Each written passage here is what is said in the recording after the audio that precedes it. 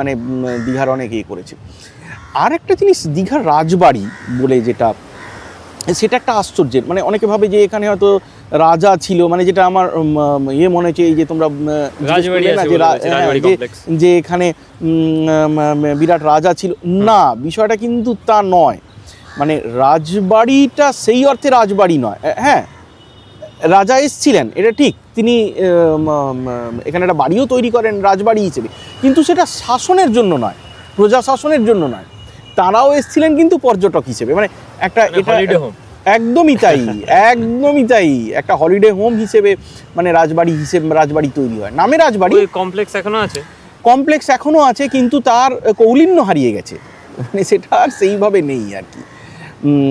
সেটা এখন একটা আর্কিটেকচার হয় আগের দিনে, তারা এটাকে বিক্রি করে দিয়ে চলে গেছেন, সেল ডিড করে চলে গেছেন, সেটা অন্য লোকের হাতে গেছে, সেটা এখন মানে একটা হোটেলে পর্যবসিত হয়েছে, সেটা এখন লোকজন এসে পর্যটকরা এসে ভাড়া দিয়ে থাকে, এইভাবে সংরক্ষণ করা হয়।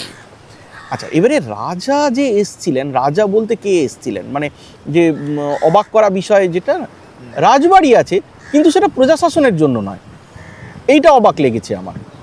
মানে অনেকে বলবে ও রাজবাড়ি, বাট রাজাটা প্রশাসনের জন্য নয়।